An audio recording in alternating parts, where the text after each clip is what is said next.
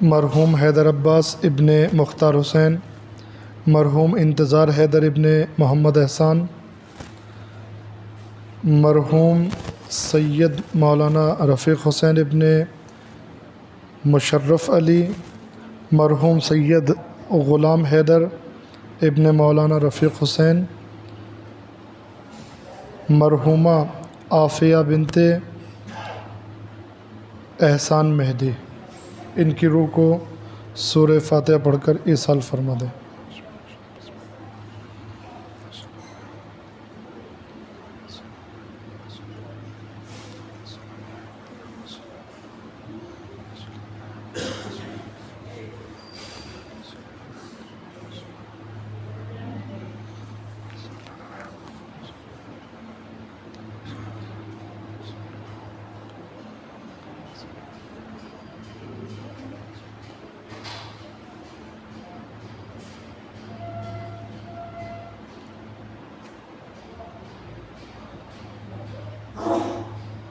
صلوات پڑھیں محمد والے محمد پر۔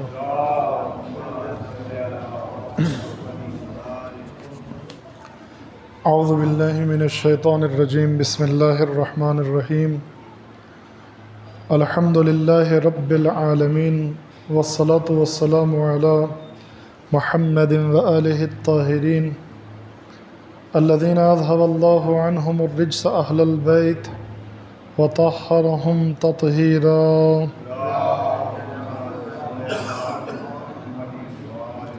ولعنت اللہ علی اعدائہم اجمعین من الآن الى قیام یوم الدین، اما بعد فقد قال اللہ تبارک وتعالی فی کتابہ المبین وہو اصدق القائلین وقولہ الحق۔ بسم اللہ الرحمن الرحیم، واللہ اخرجکم من بطون امہاتکم لا تعلمون شیئا فجعل لكم السمع والابصار والافئدۃ لعلکم تشکرون۔ صلوات محمد وعلی محمد۔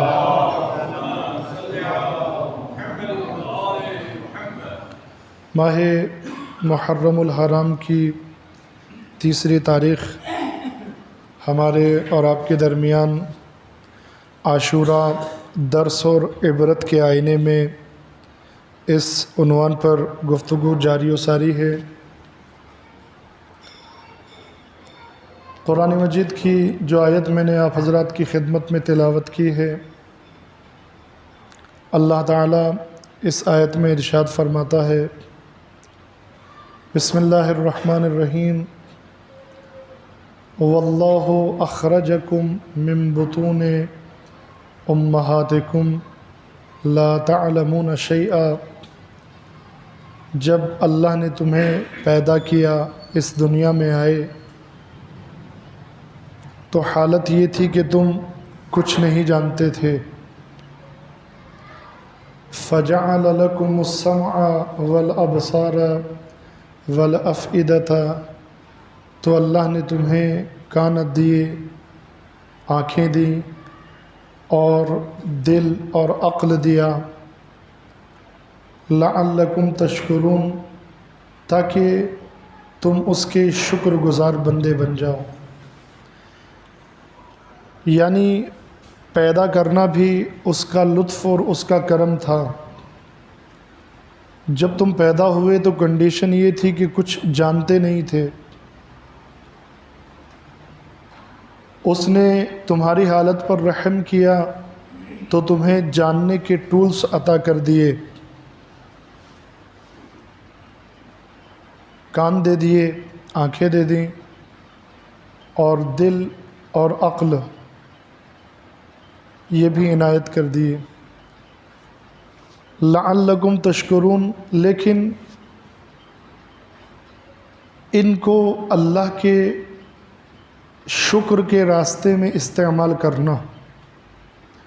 رابطہ یہ ہے، تم جانتے نہیں تھے کچھ، ہم نے تمہیں جاننے کے ٹولز عطا کیے، لہذا اب جب جاننے کے ٹولز عطا کر دیے ہیں تو تمہاری ذمہ داری ہے کہ جان کر، پڑھ لکھ کر، سمجھ کر اللہ کے شکر گزار بن جاؤ۔ عزیزان محترم، آیت میں ایک چیز کی طرف اور اشارہ ہے اور لطیف اشارہ ہے، اور وہ لطیف اشارہ یہ ہے کہ علم وہ چیز ہے جو انسان کو اللہ کے شکر کی طرف لے جائے۔ علم انسان کو اللہ کے شکر کی طرف لے کر جاتا ہے، اللہ کی معرفت کی طرف لے کر جاتا ہے۔ اس لیے کہ تم جانتے نہیں تھے، جاننے کے ٹولز عطا کیے ہیں، جانو ان ٹولز کے ذریعے اور اللہ کا شکر ادا کرو۔ اب اگر کوئی علم انسان کو اللہ سے اور اللہ کے شکر سے دور کر دے تو انہیں اطلاعات کہا جاتا ہے، انفارمیشنز کہا جا سکتا ہے، علم نہیں کہا جا سکتا۔ علم اس کو کہتے ہیں جو انسان کو خالق کی معرفت کی طرف لے جائے۔ اور ہمارے علم حاصل کرنے کا، ہمارے تعلیم حاصل کرنے کا ہدف اور مقصد بھی یہی ہونا چاہیے۔ راستہ کچھ بھی ہو، راستہ کوئی بھی ہو، کسی بھی لائن میں ہو، انجینئرنگ لائن میں ہو، میڈیکل لائن میں ہو، کسی بھی لائن میں ہو، لیکن انتہا شکر پروردگار کی طرف ہونی چاہیے۔ اتفاقاً ممکن ہی نہیں ہے کہ انسان علم حاصل کرے اور اس پر اللہ کی نشانیوں کے راز نہ کھلے، یہ ممکن ہی نہیں ہے۔ جیسے جیسے انسان علم حاصل کرتا چلا جائے گا، اللہ کی نشانیوں کے راز کھلتے چلے جائیں گے، مخلوقات خدا کے راز انسان کے سامنے کھلتے چلے جائیں گے۔ علم اسی چیز کا نام ہے۔ اگر راز نہ کھلتے ہوں تو علم کو ایک مقام پر آنے کے بعد رک جانا چاہیے، رک جانا چاہیے، لیکن عزیزان محترم نہیں رکتا ہے، چونکہ راز کھلنا باقی ہیں، راز کھلیں گے۔ اگر راز نہ کھلتے ہوں تو امریکہ نے راکٹ بھیج دیا ہے نا، چین کو کیا ضرورت ہے؟ چائنا نے بھیج دیا ہے، روس کو کیا ضرورت ہے؟ روس نے بھیج دیا ہے، ہندوستان کو کیا ضرورت ہے؟ لیکن بھیجتے ہیں۔ یہ الگ بات ہے کہ وہ 4 دن میں پہنچ گئے، اس کو 42 دن لگنے والے ہیں، یہ ایک الگ مسئلہ ہے، یہ ٹیکنیکل مسئلہ ہے، لیکن جا رہے ہیں۔ جا رہے ہیں یعنی کیا؟ یعنی راز کھلنا باقی ہے، راز کھلنا باقی ہے۔ لیکن عزیزان محترم، اس کو بےہودگی اور بے عقلی کہا جائے گا، اس کو حماقت کہا جائے گا کہ چندریان بنانے کے بعد، انسان آسمانوں کی سیر کرنے کے بعد، چاند کی سیر کرنے کے بعد، واپس آنے کے بعد پھر یہی کہے کہ یہ دنیا خود بخود بن گئی ہے۔ توجہ فرما رہے؟ اس کو بےہودگی اور بے وقوفی کہا جائے گا۔ اتفاقاً میں تو انسان اور بندر کے سلسلے میں بھی یہ کہتا ہوں، ابھی بھی یہی ہے، ابھی بھی بچوں کو پڑھایا جاتا ہے انسان پہلے بندر تھا، بندر تھا تو پھر آج کے بندر کو کیا ہو گیا ہے؟ یہ کیوں انسان نہیں بن رہا ہے؟ آج کے بندر کو کیا ہو گیا ہے؟ آج تو ٹیکنالوجی آگے ہو گئی نا، پکڑ کر لائیے 10-20 بندر کو اور بنا کر دکھائیے انسان۔ نہیں سانے محترم، یہ دین کا کانسیپٹ نہیں ہے۔ البتہ ان نظریات کی مخالفت ہو رہی ہے، اور آگے جیسے جیسے ٹیکنالوجی بڑھتی جائے گی، زمانہ بڑھتا جائے گا، انشاءاللہ ان کی مخالفت جو ہے وہ اور شدت سے ہوگی، انہی کی طرف سے مخالفت ہوگی۔ جنہوں نے موافقت کی ہے وہ مخالفت بھی کریں گے۔ صلوات پڑھیں محمد والے محمد پر۔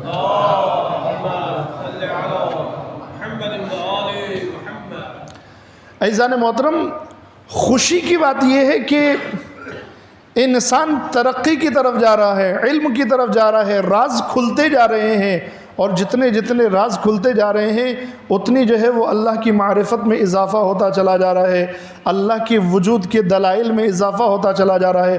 البتہ اللہ کی ذات ایسی ہے، بعض علماء تو فرماتے ہیں اصلاً ذات پروردگار کے لیے دلیل کی ضرورت ہی نہیں ہے، اتنی ظاہر ہے، یعنی اللہ کے لیے، بنانے والے کے لیے بھی کسی دلیل کی ضرورت ہو، لہذا بعض علماء تو سرے سے انکار کر دیں، نہیں، اللہ کے وجود کے لیے دلیل کی ضرورت نہیں ہے، ہاں توحید کے بارے میں دلیلیں پیش کریں گے۔ بعض علماء کا نظریہ یہ ہے۔ تو خوشی کی بات تو یہ ہے، انسان علم کی طرف، ترقی کی طرف بڑھتا چلا جا رہا ہے، ہر روز نئے انکشافات ہیں، نئے انوینٹس ہیں، لیکن عزیزان محترم اس بیچ میں دکھ کی بات یہ ہے کہ اس ترقی میں ہمارا حصہ سب سے کم ہے. اس میں دکھ کی بات یہ ہے، اس میں ہمارا حصہ سب سے کم ہے. لہذا عزیزان محترم اگر ہمارا حصہ اس میں سب سے زیادہ ہوتا، اگر ہمارا حصہ اس میں زیادہ ہوتا تو پھر عزیزان محترم یہ سارا کچھ مستقیم توحید کی معرفت کی طرف جاتا. اور وہ جو اللہ کہہ رہا ہے کہ تم کچھ نہیں جانتے تھے، میں نے تمہیں جاننے کے ٹولز، کان، آنکھیں اور عقل عطا کی ہے تاکہ تم میرا شکریہ ادا کرو. شکریہ بغیر معرفت کے ممکن نہیں ہے. لہذا اگر ہمارا حصہ اس میں زیادہ ہوتا، علمی ترقی میں ہمارا حصہ زیادہ ہوتا تو ڈائریکٹ ذات پروردگار کی طرف پہنچتے. جس طریقے سے انبیاء کا رویہ رہا ہے، انبیاء کا طریقہ رہا ہے، جیسے ہی جناب سلیمان نے تخت کو اپنے سامنے حاضر دیکھا فوراً فرمانے لگے ھذا من فضل ربی، یہ تو میرے پروردگار کا فضل ہے، یہ اللہ کا کرم ہے. لہذا عزیزان محترم پلک جھپکنے سے پہلے یعنی کیا؟ یعنی ذکر کیا کہ میں لے آؤں گا اور آ گیا. ذکر کیا اور آ گیا. جناب سلیمان نے کیا کہا؟ میرے وزیر نے نہیں، فرماتے ہیں ھذا من فضل ربی. اس کے پاس کتنا علم تھا جناب آصف بن برقیہ کے پاس، جو تخت بلقیس کو لے کر چشم زدن میں لے کر آ گئے. کتنا علم تھا؟ علم من الکتاب، کتاب کا کچھ علم تھا. چشم زدن میں پلک جھپکنے میں تخت کو لے آتے ہیں. اور جناب سلیمان اس کو توحید کی طرف موڑ دیتے ہیں. توجہ فرما رہے، توحید کی طرف موڑ دیتے ہیں. یعنی ایک وسیع جس کے پاس کتاب کا کچھ علم تھا، وہ پلک جھپکنے سے پہلے تخت کو لے کر آتا ہے. تو نبی خدا اس علم کے ذریعے سے لائے ہوئے تخت کو، اس کا کریڈٹ اللہ کو دے دیتے ہیں. تو عزیزان محترم ہمارا رابطہ تو ان سے ہے جس کے پاس علم من الکتاب نہیں ہے، جن کے پاس مکمل کتاب کا علم ہے. پھر عزیزان محترم اس ترقی میں ہمارا حصہ کم ہونا یہ افسوس کی بات ہے. عزیزان محترم ہمارا حصہ زیادہ ہونا چاہیے. اس میں یہ مقام عبرت ہے. البتہ مجھے درس عرض کرنا ہے آج بھی، لیکن یہ بات آ گئی تو عرض کر دیا. یہ عبرت کا مقام ہے. عزیزان محترم صلوات پڑھیں محمد والے محمد پر.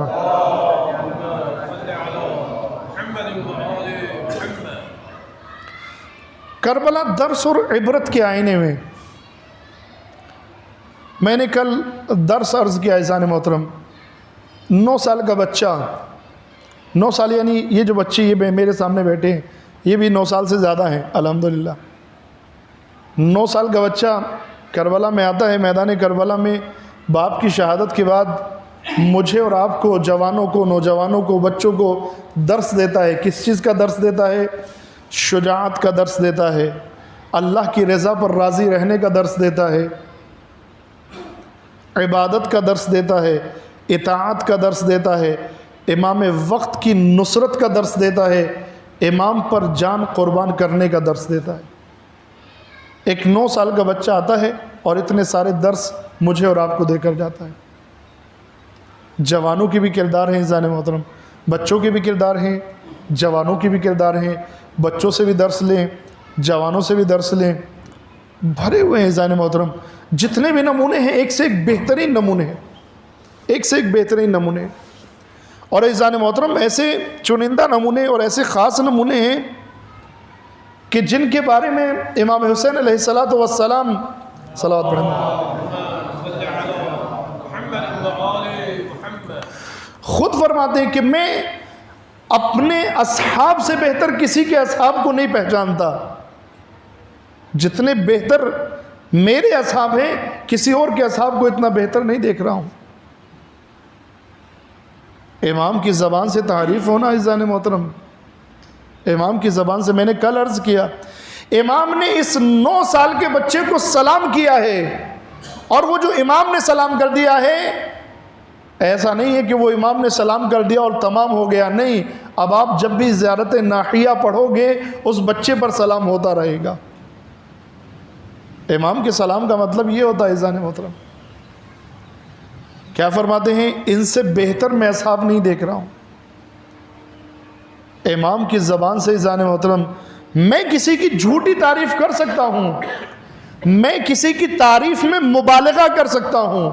مبالغہ یعنی حد سے تھوڑا سا بڑھا دینا، مبالغہ یعنی بڑھا چڑھا کر بیان کرنا، حد کا لفظ بھی ہٹا دیتا ہوں۔ مبالغہ یعنی بڑھا چڑھا کر بیان کرنا۔ میں کسی کی جھوٹی تعریف بھی کر سکتا ہوں، کسی کی تعریف میں مبالغہ بھی کر سکتا ہوں، تعریف میں بھی اور دشمنی اور مخالفت میں بھی۔ لیکن عزیزان محترم معصومین علیہم السلام تصور بھی نہیں کر سکتے ہیں، ان کے الفاظ نپے تلے ہوتے ہیں۔ ان کا تو کہنا ہے اِنَّا نَحْنُ نُكَلِّمُ النَّاسَ عَلَىٰ قَدْرِ عُقُولِهِمْ، ہم تو لوگوں سے بھی جب بات کرتے ہیں تو ان کی عقلوں کے معیار کو دیکھ لیتے ہیں کہ کس کے پاس کتنی عقل ہے، اس سے کیسے بات کرنا ہے۔ لوگوں سے بھی بات کرتے ہیں تو ان کی عقلوں کے معیار سے بات کرتے ہیں، ان کے الفاظ بیہودہ نہیں ہوتے ہیں۔ امام حکیم ہوتا ہے، امام کے الفاظ حکمت سے خالی نہیں ہوتے ہیں عزیزان محترم، امام کے الفاظ میری طرح نہیں ہوتے ہیں۔ جب امام نے کہہ دیا کہ میں ان سے بہتر اصحاب نہیں دیکھ رہا ہوں، البتہ عزیزان محترم یہ بھی یاد رکھنے کی ضرورت ہے کہ یہ کب فرما رہے ہیں امام؟ یہ شب عاشور کی بات ہے عزیزان محترم، جب سب کچھ چھان لیا ہے۔ توجہ فرمائے میرے عزیزو، جب سارا کچھ چھان لیا ہے اس کے بعد فرماتے ہیں کہ ان سے بہتر نہیں دیکھ رہا ہوں۔ نہیں تو بہت سارے مکے سے کربلا کے کوفے کے راستے میں بہت سارے لوگ چھوڑ کر چلے گئے، بہت سارے لوگ چھوڑ کر چلے گئے، لیکن جس کو ادھر لے کر آنا تھا، جس کو چھنو ہوا میں لے کر آنا تھا، اس کو امام گھیر کر بھی لے کر آئے ہیں۔ آپ توجہ فرمائیں، منزل بمنزل کہتے چلے آ رہے ہیں، جس کو جانا ہو چلا جائے، میرا راستہ شہادت کا راستہ ہے، جو جانا چاہتا ہے چلا جائے، جو جانا چاہتا ہے چلا جائے۔ لیکن عزیزان محترم انہی میں ایک ایسا بھی ہے جس کا پیچھا کر رہے ہیں، جناب زہیر بن قین۔ جناب زہیر بن قین امام نے 2-3 دن پہلے مکے کو چھوڑا، زہیر بن قین حج کے اعمال کو انجام دے کے مکے کو چھوڑ کر آتے ہیں، حج کے اعمال انجام دے کر آتے ہیں۔ قبیلے بنی اسد کے اور بھی لوگ ہیں، جناب زہیر کے خاندان کے اور بھی لوگ ہیں، بہت سارے لوگ ہیں، جناب زہیر کی زوجہ دیلم بھی ہیں۔ اور عالم یہ ہے کہ زہیر چلتے چلتے، چونکہ امام کے ساتھ میں افراد زیادہ ہیں، جتنے زیادہ افراد بڑھتے چلے جاتے ہیں قافلے کی اسپیڈ اتنی ہی کم ہوتی چلی جاتی ہے۔ عورتیں بھی ساتھ میں ہیں، بچے بھی ساتھ میں ہیں، افراد زیادہ ہیں امام کے ساتھ، افراد زیادہ ہوں گے تو اسپیڈ کم ہوتی چلی جاتی ہے۔ لہذا زہیر مکے سے نکلے، اور مکے سے نکلنے کے بعد جو ہے وہ زہیر کا قافلہ امام کے قافلے کے نزدیک پہنچ جاتا ہے۔ زہیر کے ساتھ میں وہ لوگ ہیں جو زہیر کے ساتھ ان کے قبیلے اور خاندان کے لوگ حج کر کے آئے ہیں۔ لیکن عزیزان محترم زہیر کا عالم کیا ہے؟ زہیر کا عالم یہ ہے کہ ہر جگہ پر کوشش کرتے ہیں ایسی جگہ پر پڑاؤ ڈالیں جہاں حسین سے سامنا نہ ہو۔ توجہ فرما رہے ہیں، چونکہ زہیر پیغمبر کی وفات کے بعد زہیر نے پہلی خلافت کو بھی قبول کیا، دوسری خلافت کو بھی قبول کیا، تیسری خلافت کو بھی قبول کیا۔ آپ توجہ فرمائیں عزیزان محترم، پہلی خلافت، دوسری خلافت، تیسری خلافت، تینوں خلافتوں کو قبول کیا، یہاں تک کہ مولا کائنات کے زمانے میں آنے کے بعد جب دیکھا کہ مسلمان کے مقابل میں آ رہے ہیں تو زہیر نے تلوار کو نیام میں رکھ لیا، اور تلوار کو نیام میں رکھنے کے بعد کہنے لگے کہ نہیں، میں مسلمان کا خون نہیں بہاؤں گا۔ البتہ عزیزان محترم یہ بھی معرفت کا نہ ہونا تھا، وہ حقیقی معرفت ابھی زہیر کے دل میں نہیں تھی۔ امام علی علیہ السلام کی حقیقی معرفت نہیں تھی زہیر کو۔ اگر زہیر کو امام علی علیہ السلام کی حقیقی معرفت ہوتی اس زمانے میں تو پھر یہ نہیں کہہ سکتے تھے کہ میں اس جنگ میں شامل نہیں ہوں گا، اس لیے کہ جب امام برحق حکم دے دے کہ جہاد کرنا ہے تو کرنا ہے، اب چاہے سامنے کوئی بھی ہو، اس لیے کہ امام برحق بہتر جانتا ہے کہاں پر لڑنا ہے، کہاں پر صلح کرنا ہے، کہاں تلوار اٹھانا ہے، کہاں تلوار نہیں اٹھانا ہے۔ لیکن زہیر نے اپنی تلوار کو نیام میں رکھ لیا، اور اسی وجہ سے عزیزان محترم امام حسین سے بھی بچتے چلے آ رہے ہیں۔ جہاں امام پڑاؤ ڈالتے ہیں زہیر اس سے دور آگے یا پیچھے پڑاؤ ڈالتے ہیں، لیکن ایک وقت ایسا آیا امام بھی تلاش میں تھے زہیر کے ساتھ پڑاؤ ڈالیں، ایک وقت ایسا آیا زہیر نے بھی پڑاؤ ڈالا ہوا تھا، امام نے بھی پڑاؤ ڈال لیا، ابھی آمنے سامنے ہیں۔ توجہ فرمائے عزیزان محترم، صلوات پڑھیں محمد والے محمد پر۔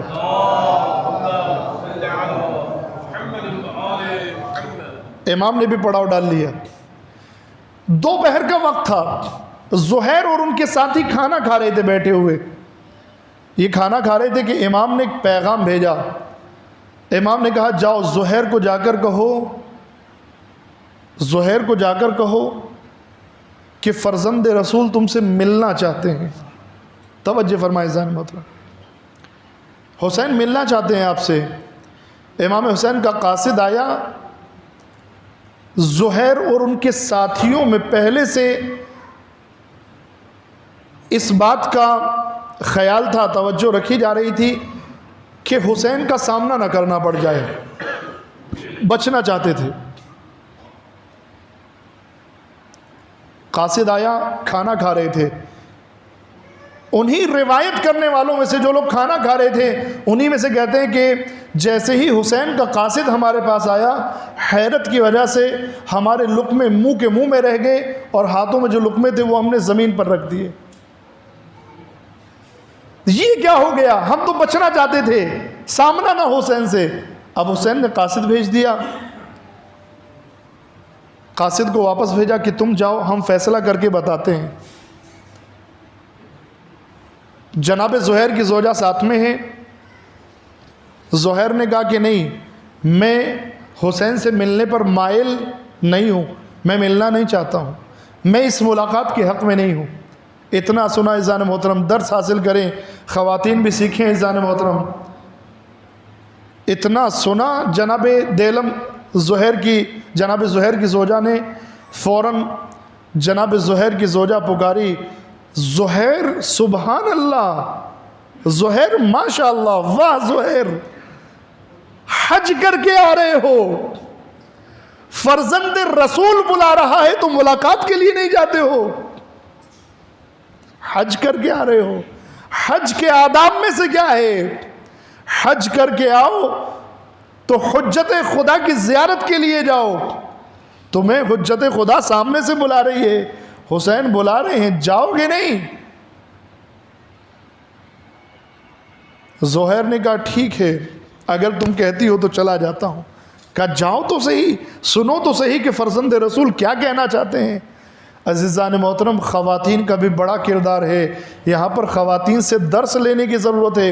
ایک وہ کوفے کی خواتین تھیں، کوفے کی عورتیں تھیں، جن کی وجہ سے ان کے بھائیوں نے مسلم کو چھوڑ دیا، جن کی وجہ سے شوہروں نے مسلم کو اکیلا چھوڑ دیا، جن کی وجہ سے بیٹوں نے مسلم کو اکیلا چھوڑ دیا۔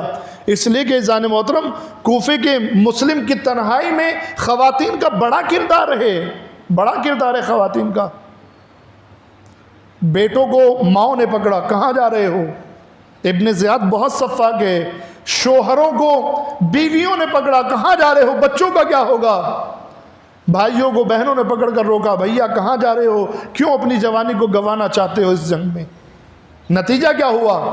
نتیجہ یہ ہوا کہ مسلم اکیلے رہ گئے۔ یعنی عزیزان محترم، تاریخ کو بنانے اور بگاڑنے میں خواتین کا بھی بڑا کردار ہوتا ہے۔ اب یہ آپ کو دیکھنا ہے خواتین کہ آپ کو کون سا کردار ادا کرنا ہے۔ آپ کو امام وقت کو تنہا کرانا ہے یا امام وقت کا ساتھ دلوانا ہے، یہ آپ کو طے کرنا ہے۔ جناب حبیب کے ساتھ بھی یہی پیش آیا۔ عزیزان محترم، امام بھی تلاش میں تھے کہ زہیر سے ملاقات ہو۔ میں یہیں پر بات روک کر آپ کی خدمت میں عرض کروں، اندازہ لگائیں عزیزان محترم، کچھ کردار بڑے عظیم ہوتے ہیں، کچھ کردار کے اندر جو جوہر چھپا ہوا ہوتا ہے وہ بڑا عجیب ہوتا ہے عزیزان محترم۔ پیغمبر اکرم کی وفات ہوئی، وفات کے فوراً بعد مولا کائنات نے حسرتیں کرنا شروع کیا۔ مولا کائنات حسرت کرتے ہیں، کاش کہ آج حمزہ ہوتے۔ آپ توجہ فرما رہے ہیں؟ میں کہوں گا یا علی کیوں حسرت کر رہے ہیں کہ آج حمزہ ہوتے؟ ابن عباس تو ہے نا، بھائی ابن عباس بھی تو چچا ہے نا مولا کائنات کے، ابن عباس بھی تو چچا ہے نا رسول اللہ کے، جیسے ابن عباس چچا ہیں، جیسے عباس چچا ہیں، ویسے ہی حمزہ بھی چچا تھے. لیکن آپ حسرت کس کی کر رہے ہیں؟ حمزہ کی حسرت کر رہے ہیں. حسرت کرتے ہیں آہ کاش آج جعفر ہوتے. میں کہوں گا یا علی جعفر کی حسرت کیوں کر رہے ہیں؟ عقیل تو موجود ہے نا، عقیل بھی آپ کے بھائی ہیں، جعفر بھی آپ کے بھائی تھے. آپ عقیل کی حسرت، جعفر کی حسرت کیوں کر رہے ہیں؟ عقیل تو موجود ہے نا. عقیل نعوذ باللہ غلط راستے پر نہیں تھے، عقیل بے ایمان نہیں تھے، عقیل بھی ایماندار تھے، محبت کرتے تھے. عقیل کی پوری اولاد کربلا میں آ کر قربان ہو گئی ہے، ساری اولاد کربلا میں آئی ہے جناب عقیل کی، اور آنے کے بعد قربان ہوئی ہے. لیکن عزیزان محترم جو بات جعفر میں تھی وہ عقیل میں نہیں تھی. توجہ فرما رہے؟ جعفر کی معرفت کا یہ عالم تھا کہ رسول نے ایک بار کہا کہ ہجرت کر جاؤ حبشہ کی طرف، ابھی خود بھی ہجرت نہیں کی تھی. جعفر نے پلٹ کر یہ نہیں کہا میں جاؤں گا تو لوگ میرا پیچھا نہ کر لیں، میں جاؤں گا تو راستے میں کیا ہوگا، میں جاؤں گا تو وہاں پر بادشاہ عیسائی ہیں، وہاں پر جانے کے بعد ہمیں امان ملے گی یا نہیں ملے گی. جعفر نے کوئی سوال نہیں کیا. جیسے ہی حکم ہوا کہ مسلمانوں کو لے کر ہجرت کر جاؤ تو ہجرت کر کے چلے گئے، اور آنے کے بعد افریقہ میں اسلام کو پھیلایا، حبشہ میں اسلام کو پھیلایا. عقیل بھی مومن تھے، مسلمان تھے، محبت کرنے والے تھے، لیکن معرفت کا عالم وہ نہیں تھا. اور اگر معرفت کا عالم وہ ہوتا جو چاہیے تھا تو پھر مولا کائنات کی دعوت کر کے بیت المال سے زیادہ حق لینے کا مطالبہ نہیں کر سکتے تھے. میں یہ نہیں کہہ رہا ہوں غلط تھے، میں یہ نہیں کہہ رہا ہوں کہ غلط راستے پر تھے، لیکن معرفت کا وہ عالم نہیں تھا جو جعفر کے پاس تھا، وہ عالم نہیں تھا عزیزان محترم. لہذا عزیزان محترم حسرت کرتے ہیں کہ کاش کہ جعفر ہوتے. عزیزان محترم امام حسین بھی جس طرح سے امام علی علیہ السلام کبھی حمزہ کو تلاش کر رہے تھے، کبھی جعفر کو تلاش کر رہے تھے، اسی طرح سے امام حسین بھی زہیر کو تلاش کر رہے تھے، زہیر کی جستجو میں تھے. زہیر کو بلاتے ہیں، زہیر آتے ہیں دیلم کے کہنے پر. اس کے بعد بند خیمے میں تھوڑی دیر بات ہوتی ہے، اور جب زہیر خیمے سے نکلتے ہیں تو اب انداز بالکل بدل جاتا ہے، بالکل منقلب ہو جاتے ہیں. اللہ اکبر میرے عزیزو، ایمان کے راستے پر آنے کے لیے، صحیح راستے پر آنے کے لیے برسوں نہیں لگتے ہیں عزیزان محترم، لمحوں میں انقلاب آ جاتا ہے، لمحوں میں انقلاب آ جاتا ہے. تھوڑی دیر گفتگو ہوئی اور اب جو عالم ہے آنے کے بعد وہی حسینی انداز ہے. اپنے قبیلے والوں کو آ کر کہتے ہیں جو جانا چاہتا ہے کوفے چلا جائے، میں تو چلا حسین کے ساتھ. توجہ فرما رہے؟ وہی انداز جیسے امام حسین فرماتے ہیں میرا راستہ شہادت کا ہے، جو جانا چاہتا ہے چلا جائے. فرماتے نہیں میرا راستہ حسین کا راستہ ہے، جو جانا چاہتا ہے چلا جائے، جو کوفے جانا چاہتا ہے چلا جائے. یہاں تک کہ آتے ہیں اور آنے کے بعد زوجہ کو بھی آزاد کر دیتے ہیں، اور آزاد کرنے کے بعد کہتے ہیں میں نے تجھے آزاد کیا تاکہ سب کو معلوم ہو جائے کہ تم اب میری زوجہ نہیں ہو، میں نے تمہیں آزاد کر دیا ہے تاکہ میرے شہادت، میرے مرنے کے بعد کوئی حسین کے لشکر میں شامل ہونے کے جرم کا بدلہ تم سے نہ لے، لہذا تم بھی آزاد ہو. لیکن عزیزان محترم بامعرفت خاتون تھی. زہیر ابھی تک جب راستے سے پھرے ہوئے تو ساتھ میں تھے، اب صحیح راستے پر آئے ہو تو مجھے چھوڑ کر جا رہے ہو. نہیں زہیر یہ نہیں ہو سکتا ہے. عزیزان محترم درس لیں، علم سے درس لینے کی ضرورت ہے، زہیر سے درس لینے کی ضرورت ہے. زہیر غیر مسلم نہیں تھے، زہیر نعوذ باللہ کافر نہیں تھے، زہیر اسلام پر تھے، زہیر نمازیں پڑھتے تھے، زہیر روزے رکھتے تھے، زہیر حج کر کے آئے تھے. زہیر بہترین شجاع تھے، بہترین بہادر تھے، بہترین تلوار باز تھے. عزیزان محترم زہیر ایک نام ہوتا تھا جناب زہیر کا، لیکن تھوڑا سا ٹریک سے ہٹ گئے. امام علی علیہ السلام کے زمانے میں راستے سے ہٹ گئے. لیکن عزیزان محترم جیسے ہی موقع ملا، جیسے ہی ہدایت کا راستہ سامنے آیا، فوراً زہیر نے ہدایت کے راستے کو اختیار کر لیا. لہذا عزیزان محترم انسان کی زندگی میں ایسے لمحات آ سکتے ہیں، کبھی نادانی کی بنا پر، غفلت کی بنا پر، کم علمی کی بنا پر انسان ٹریک سے ہٹ جائے، لیکن اگر ٹریک کی طرف اشارہ کیا جائے، ٹریک دکھایا جائے، راستہ دکھایا جائے، راستہ بتایا جائے، تو پھر انسان کو زہیر کی سیرت پر عمل کرتے ہوئے صحیح راستے پر آ جانا چاہیے۔ ایک صلوات پڑھیں محمد والے محمد پر۔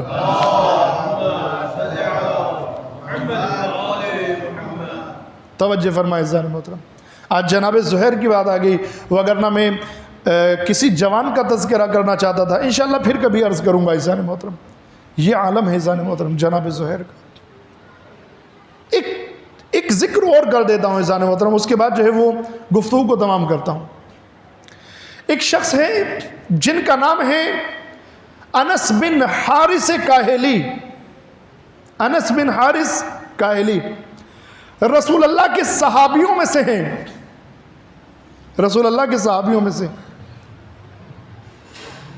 رسول اللہ کے پاس آتے تھے، اٹھتے تھے، بیٹھتے تھے، اور دل میں حسرت تھی کہ رسول اللہ کی مدد کریں، لیکن ظاہراً آخری زمانے میں رسول اللہ کے ساتھ میں رہے، رسول اللہ کے آخری زمانے میں، اس لیے جو ہے جنگ وغیرہ میں ظاہراً رسول اللہ کی مدد نہیں کر پائے، لیکن ایک حسرت تھی کہ رسول اللہ کی مدد کروں، رسول اللہ کے ساتھ میں جہاد کروں۔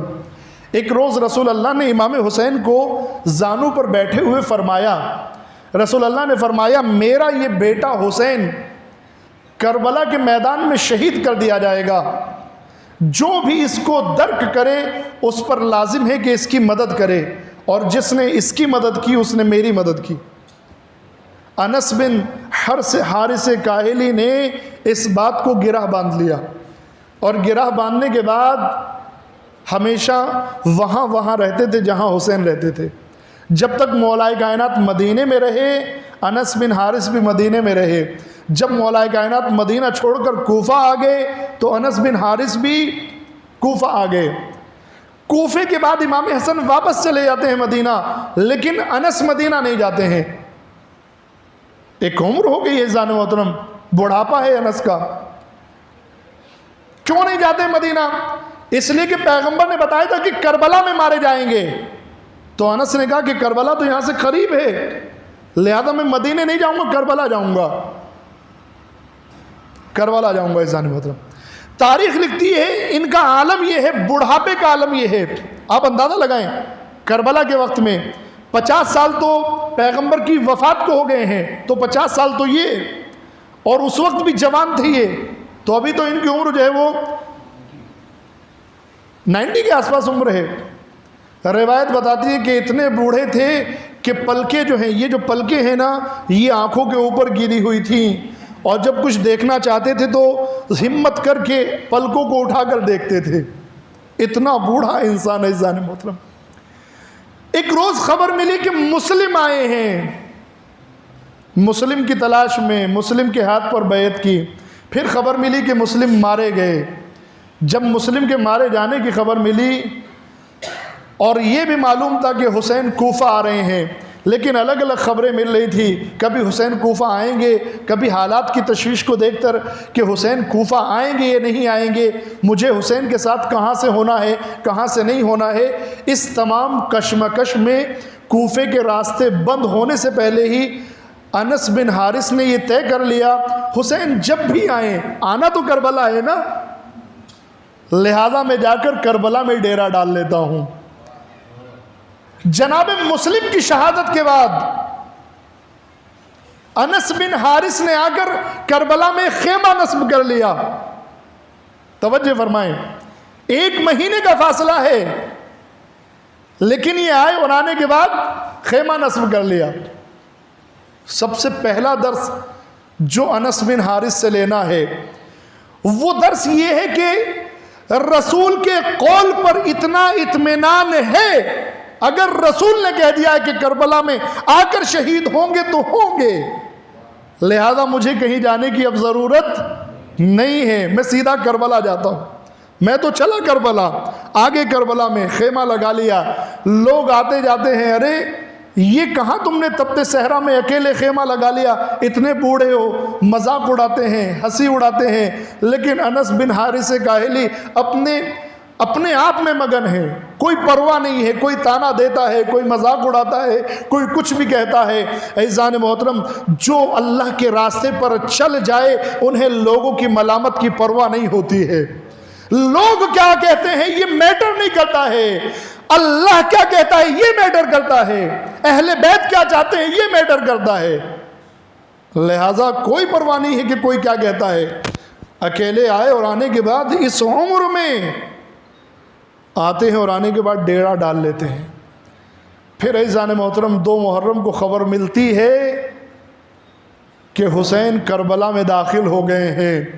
اب انس بن حارث کاہلی پھولے نہیں سماتے ہوں گے، کربلا میں چاروں طرف کو آوازیں دے دے کر، جس طرح سے ابراہیم کعبے کی دیواروں کو بلند کر کے آواز دے رہے تھے، آؤ اللہ کے حج، اللہ کے گھر کی زیارت کے لیے آؤ، حج کرنے کے لیے آؤ، شاید یہ بھی اسی طرح سے آوازیں دیتے ہوں۔ دیکھو میں نہیں کہتا تھا کہ حسین آئیں گے، میں نہیں کہتا تھا کہ حسین آئیں گے۔ امام حسین جب عاشور کا دن آیا، امام سے جنگ میں جانے کی اجازت مانگتے ہیں۔ امام فرماتے ہیں آپ ضعیف ہیں، آپ بزرگ ہیں، آپ یہاں تک آگے یہی کافی ہے۔ فرماتے ہیں کہ نہیں، اب یہاں تک جس کام کے لیے آیا ہوں اس کام تک اور جانے کی اجازت دے دیجیے۔ جس کی پلکیں نہیں اٹھتی ہیں، اللہ اکبر میرے آپ عزیزان محترم ایثار دیکھیں، ایثار دیکھیں۔ امام کی معیت کے لیے، امام کے ساتھ کے لیے وطن تبدیل کر دیتے ہیں، مدینے سے کوفہ چلے آتے ہیں، اور جب ذرہ برابر خطرہ ہوتا ہے کہ کوفے کے حالات خراب ہو گئے ہیں، نہ جانے کل کیا ہو جائے، تو سیدھے اس منزل پر پہنچ جاتے ہیں جہاں حسین کو آنا ہے۔ انتظار کرتے ہیں، انتظار کرتے ہیں۔ کس چیز کا انتظار کر رہے ہیں؟ اب سے 50 سال پہلے رسول کے زمانے میں جو دل میں حسرت تھی کہ رسول کی مدد کروں، اس حسرت کو پورا کرنے کے لیے رسول نے کہا تھا کہ جو اس کی مدد کرے گا اس نے میری مدد کی۔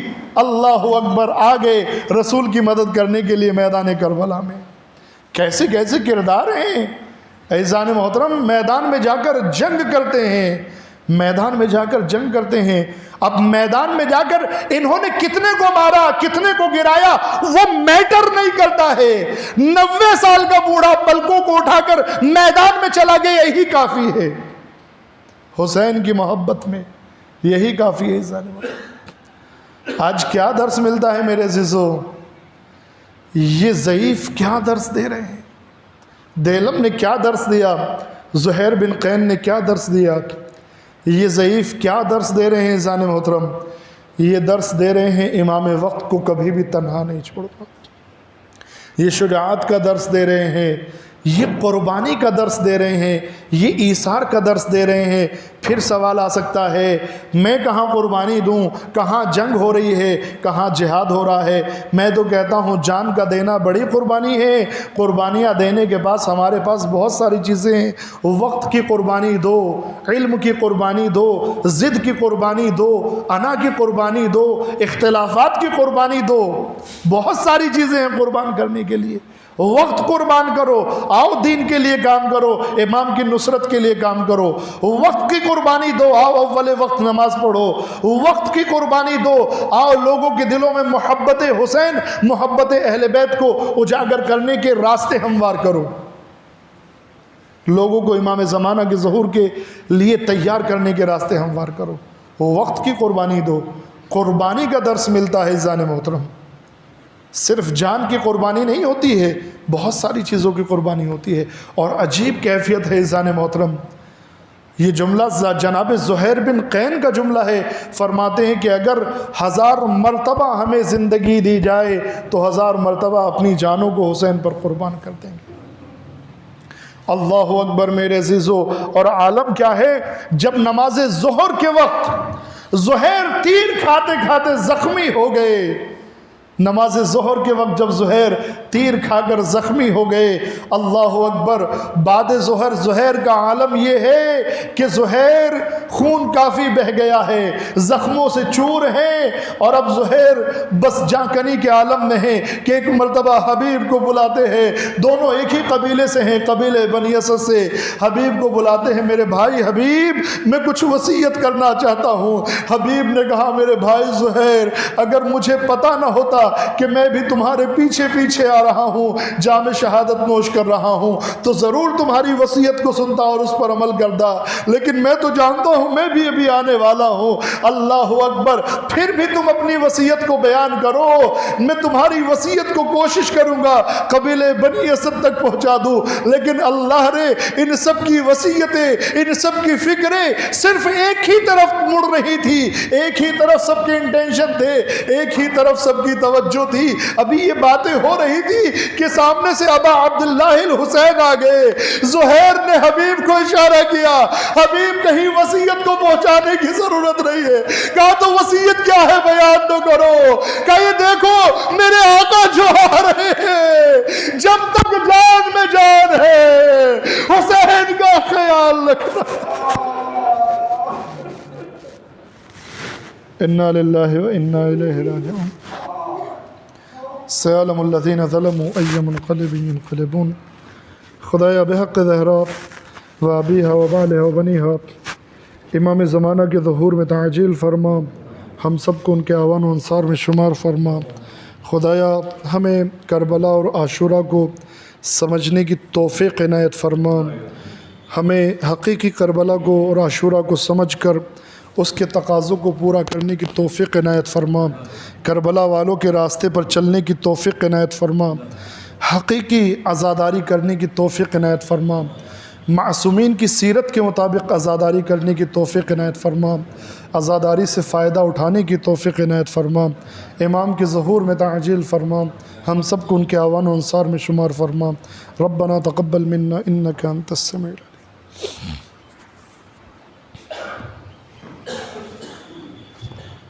السلام علیکم یا رسول اللہ۔